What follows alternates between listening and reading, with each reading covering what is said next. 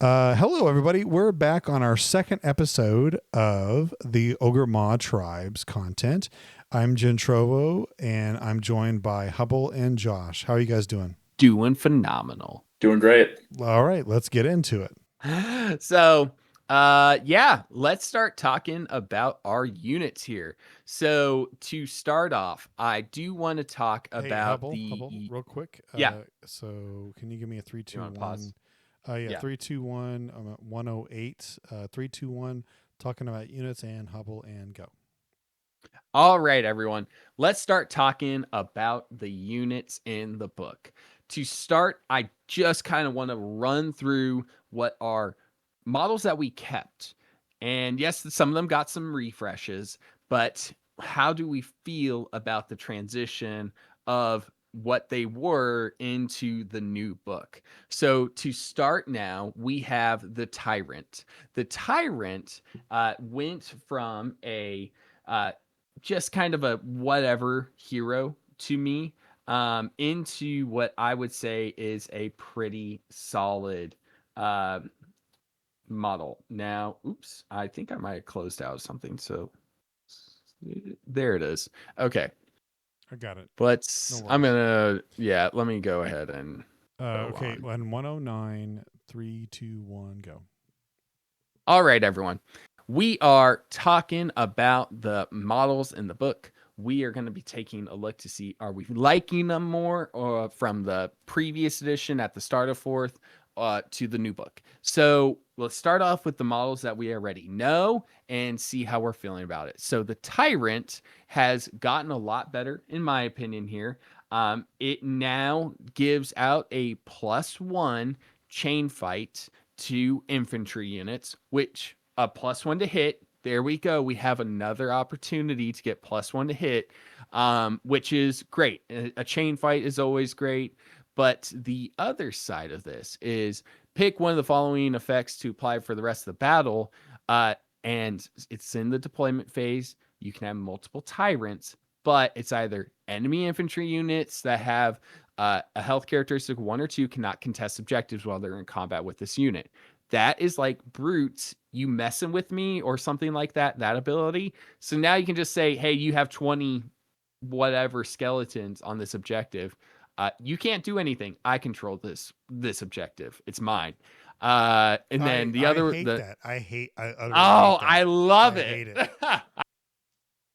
I love it so much. And just to make sure that he does have crit mortals, we now have crits more commonly throughout. It's not everywhere, but we now have it, right? With the crit 2 hits in the battle trait.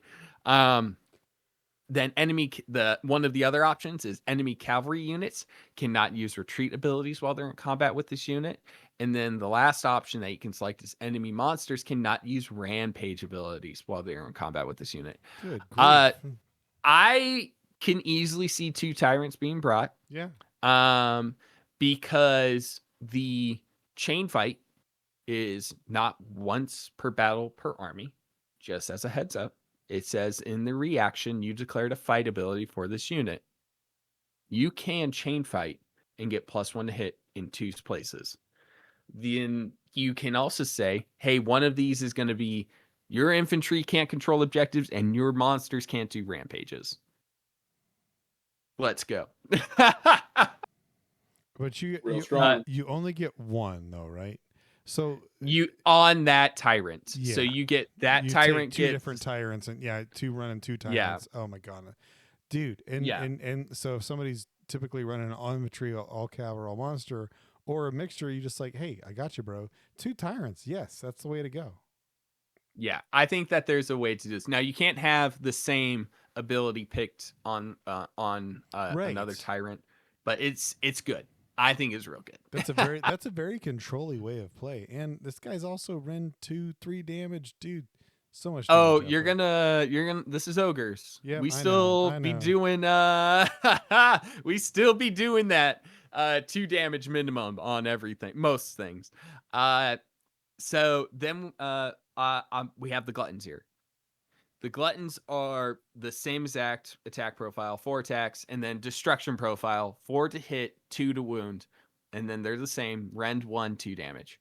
The only thing that's different about them is instead of having more control like they used to, uh, after using Feast on Flesh, which was an okay ability followed up by a mediocre ability, is if they didn't charge, they go from a 5-up save to a 4-up save. It's a good wall. It's a good meaty wall. You have 40 health on a 4-up save, usually pretty hard to lift. Um, So on a reinforced yeah, gluttons, yeah, yeah, a reinforced set of gluttons there. yeah, okay. Yeah, and That's a good centerpiece right there. Yeah. absolutely. Um, and then we have the Iron Guts here, which is they're on a base of 4-up save. That's where we get way more defensive. We lose the fights twice ability, which is that's really tough to swallow. It loses a lot of punch that it used to have, and it's going down from 4 guys down to 3 guys, and we didn't get an increase in attacks. It's still only 3 attacks. 4, 2, Rend 2, 3 damage like it was before. But now we used to get a 5-up ward while we were near a tyrant. Now it's any infantry hero, which is a huge upgrade. I really love the 5-up ward being there. You got to discount my Iron Guts though, and you have to discount the gluttons for me to be as intrigued into the Gutbuster foot heroes. So what do you, we'll stop at the main foot Gutbusters here. What do y'all think about the changes? The Iron Guts. I think it's cool with the ward if you keep them close. I do like the extra bull charge, even if somebody else used it. I think that's fine. I think I like the gluttons better, just because I of agree. the cheaper cost. Yeah, I don't know if they'll be cheaper. Uh, we'll see how much, right? That's the one thing that we don't have yet. Unless if we do have it, I just haven't seen it on the Warhammer community site. Yeah. um, yeah, I think the Tyrant is a massive upgrade. Uh, and that's huge. And you just need to start utilizing the Tyrant with the Gluttons and Iron Guts in order to get that output that you're wanting from Iron Guts. Iron Guts should be able to kill anything, right? That's what we kind of expect out of it. Oh, put them into this unit, it will lift it. I don't have to guess. It's gonna lift that unit more likely than not. Um, so yeah. Uh, Josh, do you want to take the Iron Blaster and Scrap Launcher? Sure, I'd love to. Let's talk about war machines. Cool. So the Iron Blaster moves 9, has 9 health, 4-up save, 2 control. It has 2 shots at 18 inches, 4s to hit, 2s to wound, 2 rend, 5 damage a pop here. Spicy damage. Believe that they just took the soggy Iron Blaster and were like, here you go. This is for you now, son. The melee is whatever. We don't have to talk about that. It's to not be worried about. However, let us talk about the glorious Spartan laser that your Iron Blaster can be. Because instead of shooting those 2 shots, you can instead pick an enemy unit that is visible within 18 inches to be the target. You're going to draw a straight line between the closest points on the bases of this unit and the target. You're going to take your Iron Blaster, you're going to pick a unit, you're going to draw a little straight line between them. Because as we've learned, GW is in the interest of teaching us geometry. Then, each other unit, friendly and enemy, that the line passes is a collateral damage target. You're going to roll a dice. On a 3-up, inflict an amount of mortal wounds or mortal damage on the target equal to the roll. So you're going to almost always inflict at least 3 mortal wounds, but potentially up to 6. It's pretty spicy. We like that. Okay. No save, just straight up damage. And then inflict D3 damage on each collateral target. You're just Spartan lasering from downtown. The real ones who know. And you're nuking things that are in your way. Because again, we are not having to deal with save rolls, which is great. We love this. Once per turn army. Only happens in your shooting phase, so sorry, can't do that in somebody else's shooting phase. But that's a really cool ability. I like that a lot. I think it's very Now, fun. Josh, would you like to explain why you can't do that ability and shoot? Yes, I'd love to. It's because the Obliterating Blast, sick name for an ability, has the core attack and shoot keywords. Keywords, friends, are important in this game. And as we all know, and if you don't know, now you know, a unit can only use one core ability per phase. So you can't do two core abilities. Okay, so you have to choose. You got to say, I will shoot like normal, which is a core ability, or I will use Obliterating Blast, which is a core ability. Combo combos. We'd love to see it. Big vibes. Please, somebody amend that. I just want to have 18 Iron Blasters nuking things off the board. Let's talk about the Noblar RP to our boys, our little guys. Scrap Launcher. Also moves 9 inches, also has 9 health, also is on a 4-up save. Shocking.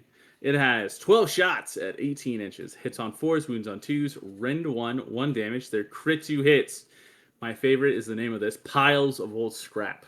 Just picking up garbage and yeeting it at the opponents. Once per turn, any shooting phase. Hey, look, it's any shooting phase. Careful now. Counterplay. Pick an enemy unit that had any damage points allocated to it this phase by this unit's shooting attack to be the target. Until the start of your next turn, subtract X from the target's move characteristic to a minimum of movement characteristic of 1, where X is the number of damage points allocated to the target this phase by this unit's shooting attacks. Be like, movement 1. Roll a dice on a 3-up until the start of your next turn. The target cannot use run or retreat abilities and cannot be or be picked to be the target of abilities that would allow it to be set up on the battlefield. You thought you could teleport. You were wrong. On a 3-up. Respectfully. 66% of the time, no fun allowed. I don't know if we will see Noblar strength launchers, but that is... It's good.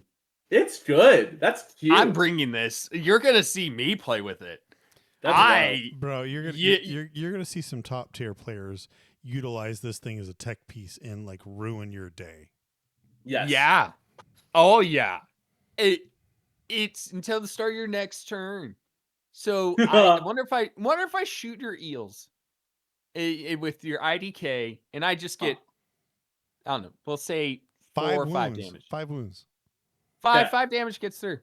Yeah, that's huge. That's huge. And here's the thing, it's an 18-inch range. So I can pretty much shoot you a real far away. And then I'd be like, all right, so now you're down 5 inches on movement. Sorry, sucker. Yeah, eels go I from think this is 14 to great. 9. That's great. Yeah. I think of like brutes who go Oh my gosh, that's who go I from was like thinking about 5 to infantry. 1. Yeah. This They're that's great where- hammers. destroys infantry. The grand don't you dare do this to a Grand Hammer 1 inch player. move They will. grand hammers. They would be raging at Good. their Grand Let Hammers them are like, suffer. no, what? Yeah, congratulations. That 320 point unit, it's useless. Set it in the corner. Wow. Oh my gosh. I adore this. I dig it. Yeah. It's fun. It's a cool tech piece. It's zany. I think the scrap launcher is better than the Iron Blaster. How about that? That's my take. Okay. Probably correct, honestly. Gentry, to wrap out our other foot heroes here. Do you want to talk about our Blood Pelt Hunter and the Man Trapper? Yeesh. What's the first one? This Blood is Pelt our blood. Hunter. Okay, okay. All right, in 3, 2, sorry, I got a little thing. 3, 2, 1. All right, let's talk about the Blood Pelt Hunter. This dude has, I can't see his wounds and stats on there. Sorry, six movement, 8 health, 5+ save, 3 control. Nice. He's got a shooting attack, 15 inch range. Dang. And it's anti-monster. 4 attacks, 4s, 3s, Ren 1, D3 plus 1 damage. I like that. I love D3 plus 1. Melee weapons, heart, hacker, axe, and meat blade. Yummy. Anti-monster. Okay, so if the theme is not coming clear on this guy, I don't know what is. 4s, 2s, Ren 1, 2 damage. It's definitely a monster killer type of person. His passive ability is the biggest game hunter. The damage characteristic of this skull bash is that skull. His shooting. Okay, his shooting attack. Sorry, it's a little blurry for me. I'm old. And his crossbow and paling spear is 4 if the target is a monster. Nice. That's pretty cool. And then finally, once per turn, army, your shooting phase, he has the first shots mine. Declare. Pick an enemy unit that had any damage points allocated to it by this unit shooting attack, and then effect for the rest of the phase. Add 1 to hit rolls. Oh, these are always great. These are always solid. Add 1 to hit rolls for shooting attacks made by friendly beast call units. Actually, I take that back. It's just strictly shooting attacks. So if I don't like that. It's like if I shoot you, I got to shoot you with something else, and it just seems like the theme of this Ogre Mawtribe stuff is, I don't know. I mean, you can go heavy shooting, I guess, but I think the run and charge you thing is much better at this point. Yeah. I think it matters on how much it costs. What he used to do was move on the enemy opponent's phase if he was outside of 9, which is on a different unit now. But he's a really pretty model. He's a very good looking model, but he's a pretty boy. But the flare gun system, it can help if you're bringing an iron blaster, but I'm usually probably gonna. I don't know. I see it being It's like okay. I see it being a very like shooty, doing like stealth stuff with ogres. I can see it. Yeah. You're gonna have to play different than what most ogres play. Most ogres play just run and get you. This one's just more like, hey, no, I'm gonna trap you and try to like cage you in and take care of you. I see the builds though, or like the combo, because you take hunters with that. Yes, the new And unit, so, right? yep. So you did the new unit. I'm going to make the assumption that you can probably reinforce hunters. I would say I don't know that because we'll talk about it, but there are 3 dogs and 2 guys. Yeah. Or no, 3 I might. guys and 2 dogs, right? Yeah. Yeah. I might be wrong, but like if you could reinforce them, then that suddenly That'd be gives useful. you A 19 lot. attacks, hitting on 3s, wounding on 3s, into a monster, rend 2 damage. Yeah. Like That's some long strike shooting right there. yeah, I mean, and they're not terrible in melee. Like they're okay. No. They're ogres. They still hit. They're ogres. They still hit. I mean, Yeah. like All right, Yeah, so they're kind of a so those are yeah, the man they're trappers. okay. Those are the man trappers. What's next? No, we're on Man Trapper now. Oh, we're on the. We did the blood pelts. Yeah, blood pelt. Man Trapper. Man Trapper now. 15-inch combat range. They got 8 health.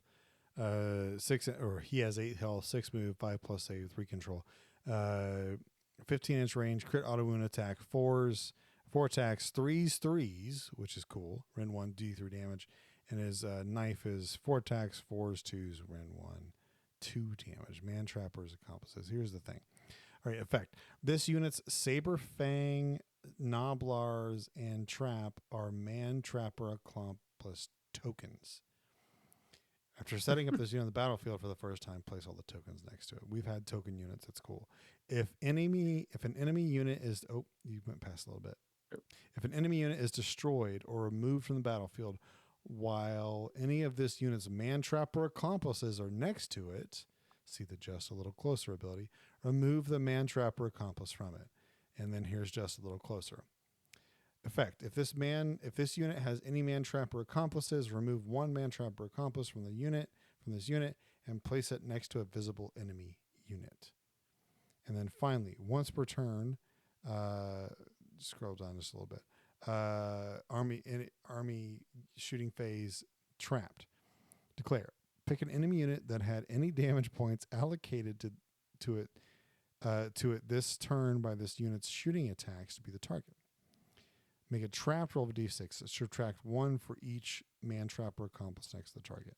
If the roll is less than the target's save characteristic,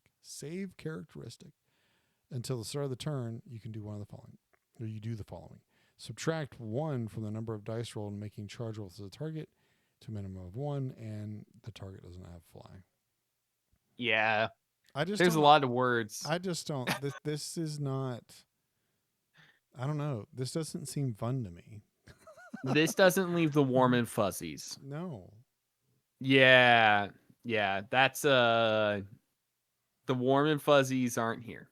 I'll put it that way. I'm not trying to be mean to GW, but it really feels like they brought in a game designer or a person that designed games and was like, "Hey, I got these really cool conditional ideas that I want to use," and they decided to use it, and you're kind of like, "Yeah, this is not working." You have to do 4 things to do one thing. I don't know about this. Yeah.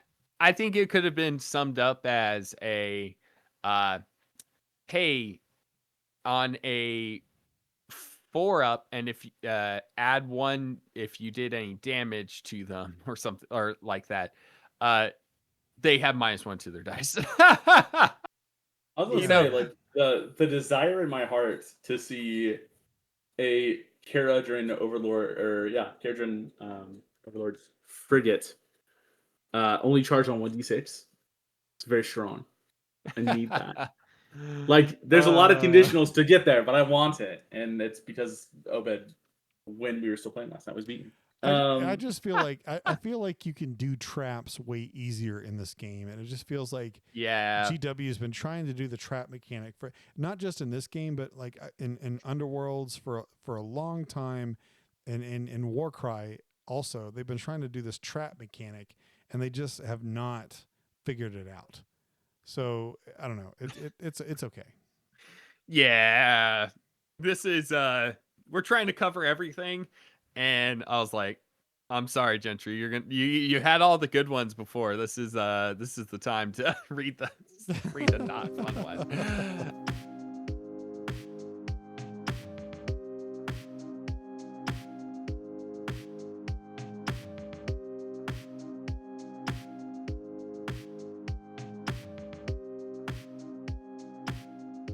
Let's get into the Stonehorns. Just as a reminder, Stonehorns, and they got to keep this ability, ignore the first point of damage each phase. So it's a great way to just add some sustain to the army. On 4-up saves, and then Frostlords have 15, everything else has 14. And they did combine the hooves and the horns together. Now they only have 7 attacks total. 4-2, Ren 2 on the charge. It's 4 damage. Otherwise, it's 3. And then the spear does 3 damage on the charge. And so it's similar with the Frostlord. It can Tokyo Drift if it has not used the bold charge ability. So you can't. They're making sure they're thinking when they're writing these rules. Oh, wonder if we gave him bold charge and this ability. They say no, that's too much. Instead, if you charge, then you get to inflict D3 mortals and then move another 2d6 inches. We've called that Tokyo Drift. It's double charge, whatever term you use. And you just have to end in combat. When it says end in combat, that means that you can end outside of 3, not within 1 inch. So that is a great ability with that tech play earlier that I was talking about. And then if this unit is damaged, add 1 to the attacks characteristics of companion weapons for other friendly Ogre Mawtribe units while they are within the combat range of this. You can add 1 and just get a +1 to hit. So Frostlord on Stonehorns, he's beat up a little bit. and then you can give out that extra companion attacks to your buddies right next to him. And so if you have other stone horns out there, he can make things very bad for your opponent. And just keeping on the stone horns plot here, let's go on down to the Huskard on Stonehorn, which is right here. Okay. He lost his ability to just hand out a whole bunch of crit 2 hits for the companion attacks. And now it is, if this unit charged this turn, add 2 to it. So it's now on it's normally a 4-up. It goes to a 2-up. Now pick a friendly unit. Its companion weapons have a crit 2 hits for the rest of the turn. You used to hand this out more than once per turn, army, any combat phase. It used to be stronger, but now it's on a 2-up if it charges. So crit 2 hits on 4 damage abilities. Yes, please. I want more of that. Everything else is basically the same there. And then we have the Beast Riders and Herbot, just to make sure that you know the differences, because he teased me about not know what, like, how to tell the differences. This one has 2 on top of it. The Beast Riders have 2 on top, and it is, instead, I really liked this ability. If this unit's charges turn on the 3-up, do 3 mortal damage. Good God. Which is great. It's a real fast way to just keep tacking on more damage. It's a nod towards impact damage. It's good. You can only do this once per turn, army, any charge phase. Okay, here's a question. That's yeah. There's another thing that says if this is a faction terrain feature, inflict 6, but you can't charge. But you can pile into it, right? It's in the charge phase, so you can't pile in yet. So what the heck is that ability good for? If you look in our show notes, if they're just right next to it. I put can't charge any terrain.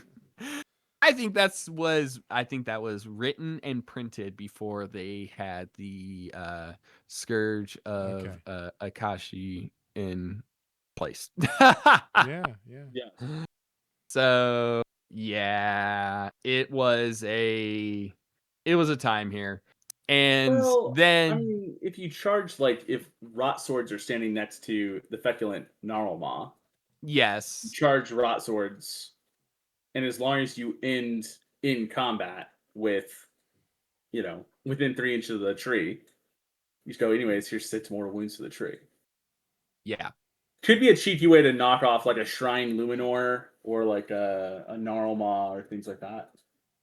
I think that there's play. I think that on a 3-up, doing 3 mortal damage to something on the charge is pretty good. Spicy. Very spicy. Yeah.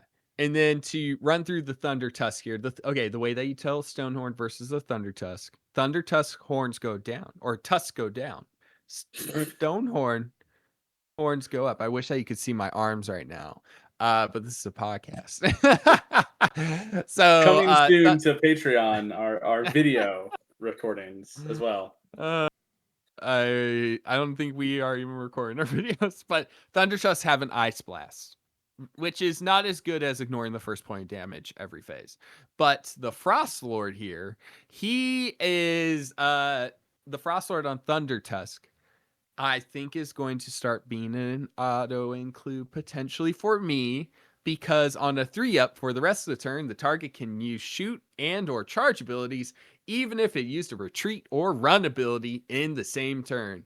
Notice how it doesn't say Beastclaw Raider or Beastclaw or Mossseeker or Gutbuster. It just says, hey, anyone can get run and charge on a 3-up. Oh, and shoot.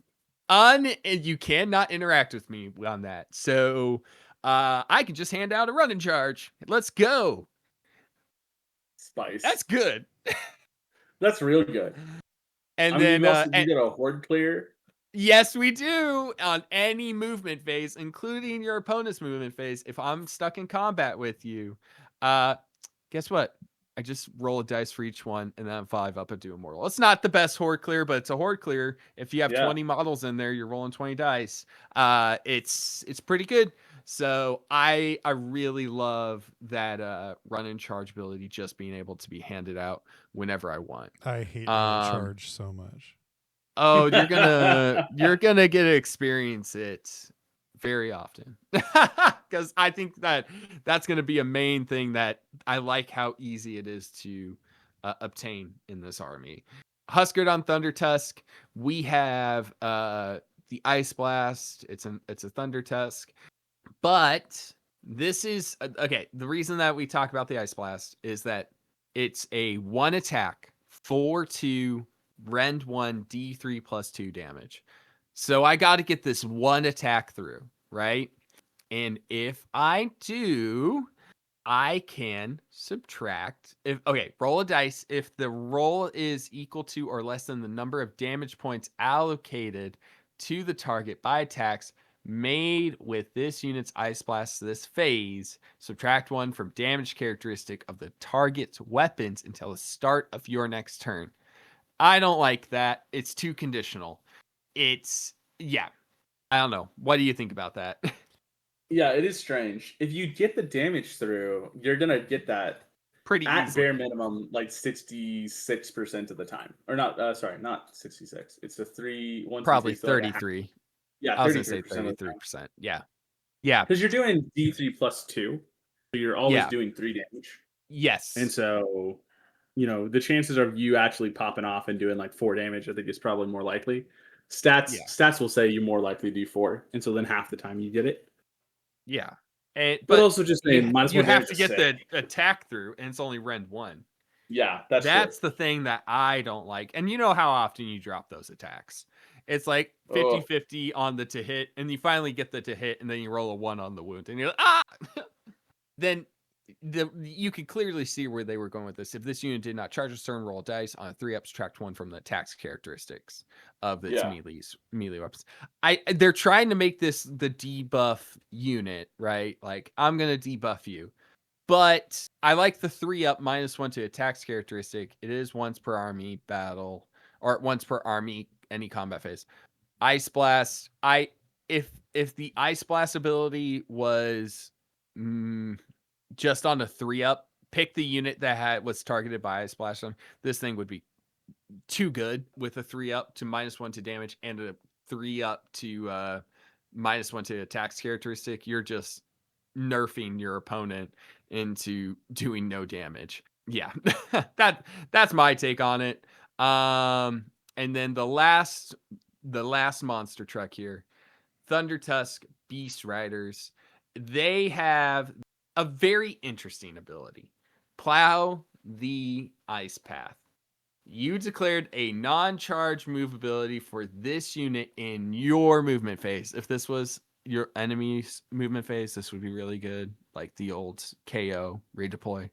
But pick a friendly Ogors Mawtribes infantry unit that has not been reinforced, is wholly within 6 inches of this unit, and has not been set up this turn to be a target. Remove the target from battlefield.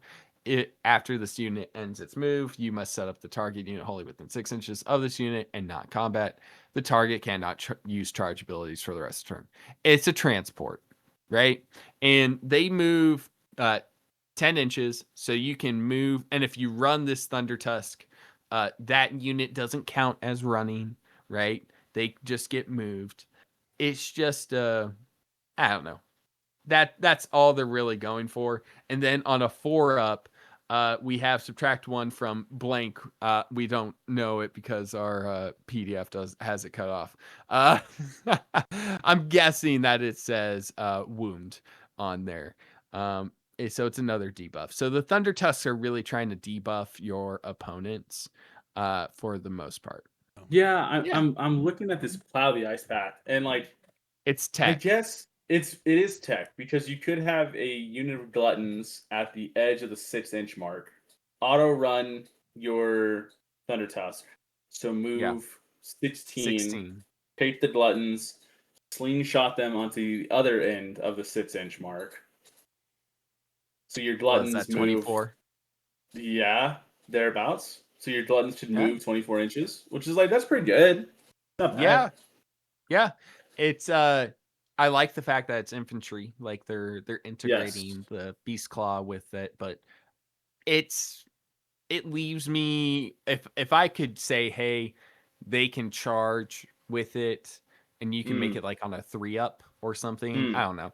I think that there was some things. I like it. Let me just put, I like it. I like the fact that it's unique. I'm just trying to think about my good old competitive side of my brain. Gentry. I'm gonna go back to you here because I really like the butcher. And the gorgers, we'll just say this. The gorgers are the exact same as they were before. Deep strike from the edge. A lot of deep strike from the edge in this. They deep strike from the edge. But Gentry, why don't you take the butcher here? All right, with the butcher, traditional 6+ ward, 5+ save, 6 move, 8 health, 3 control. 4 is 2 is 2 rend 3 damage. That's pretty typical ogre stuff. Let's look at his abilities here. He has Trog Guts, which is just, again, the ogres have some of the best ability names ever. Declare, pick a visible Ogor Mawtribes unit wholly within the 12 inches of this unit to be the target. Roll a dice, a 3+. The target has a 6+ ward until the start of your next turn. If you picked a Maw Seeker's unit, they have a 5+ ward until the start. Yeah.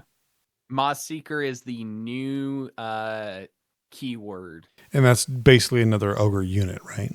Yeah, it's the magical ogres. Okay. I get it. Their next ability, once per battle, this is a one-time use. End of any turn, they can do more meat for the pot. Effect, if any points were allocated to enemy units this turn by this unit's combat attacks, or by combat attacks made by a manifestation summoned by this unit, and that enemy unit has been destroyed, add +1 to this unit's power level for the rest of the battle. You probably want to use that early on, I guess. You know? Yeah. It turns your wizard into a +2. wizard 1 into a wizard 2. Yeah. It's pretty good. Yeah. Yeah, so definitely a person that connects well with the Maw Reavers. Is that what that was? Maw Seeker. Maw Seekers, Yeah. yeah. I just like the idea of having a 5-up horde. And how I didn't have that really at all before. It makes me really excited. Anything that has +4+ wounds with a ward is awesome. Yeah, it's hateful. It's hateful is what it is. Yeah. Oh yeah. So the Maw Pit, we will not talk about its actual name. The Maw Pit has 12 health and 4-up save, or not our actual, it's our local name. Anyways, Ever Hungry Pit. Okay, it's 2d6 attacks, force to hit, 2 to wound, 1 rend, 1 damage, but it's got them primortals. We like it. So very fun. Let us see. It's got cover and it's impassable. Love that. If this terrain feature, feed the maw. If this terrain feature does not have a head butcher, pick a friendly butcher within 3 inches and not in combat to be the target. Place the target on this terrain feature. That target is now the head butcher.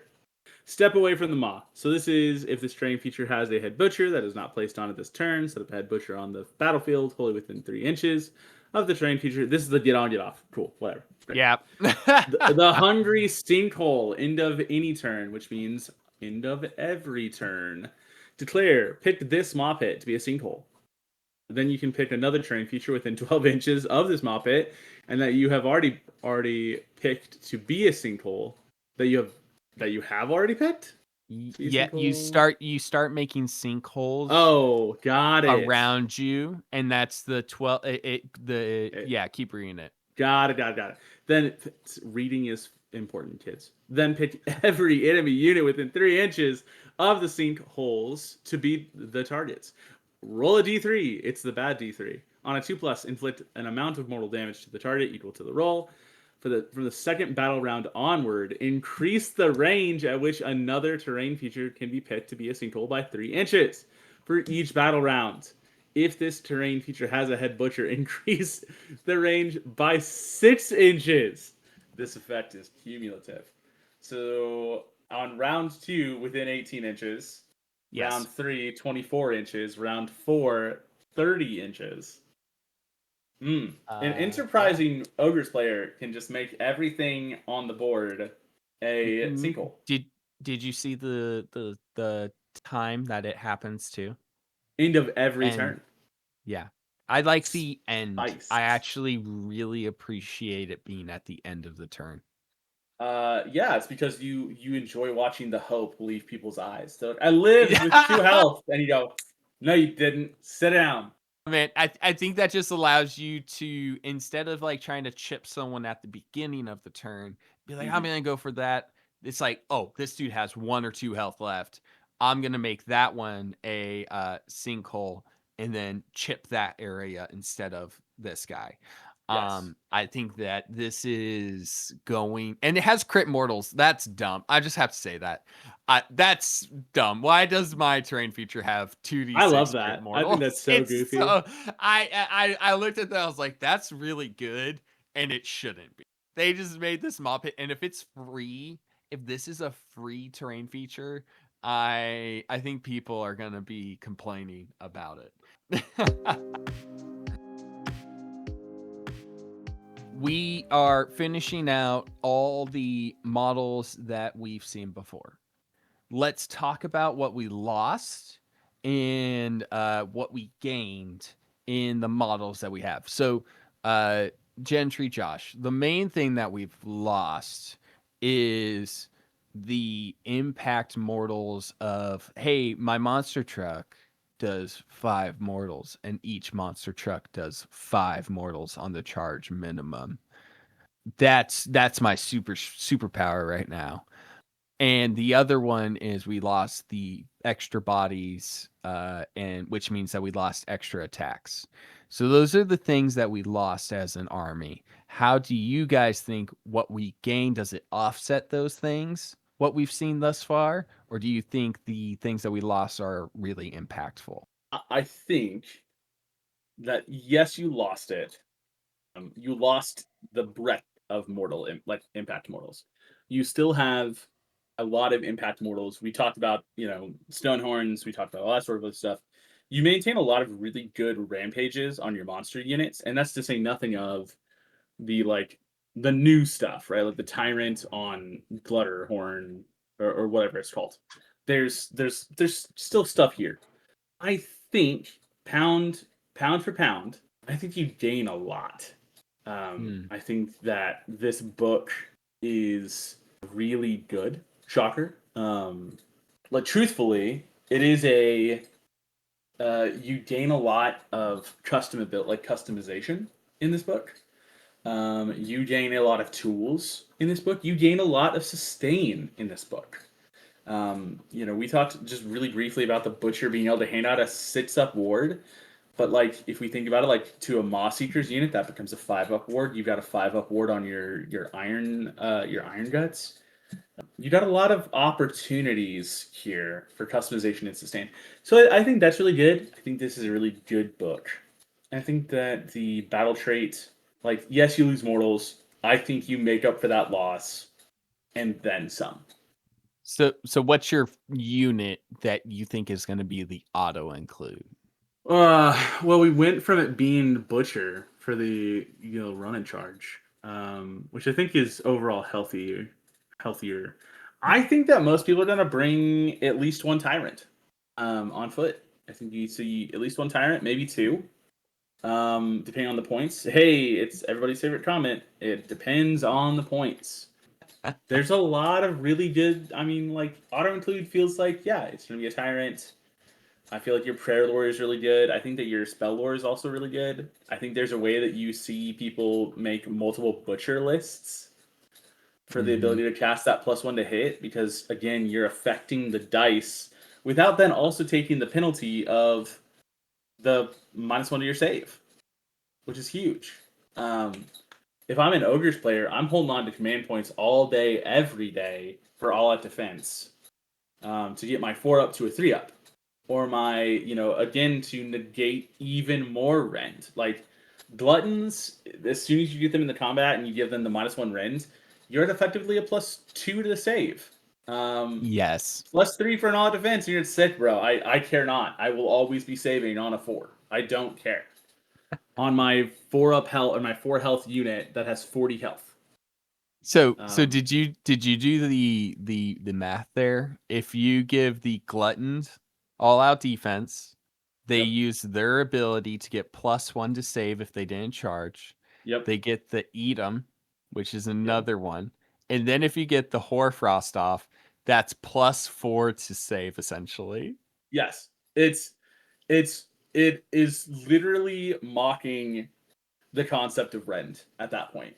It's like, oh, Yeah. cute, you have 3 rend. I'm still saving on a 4-up. Like that's nice.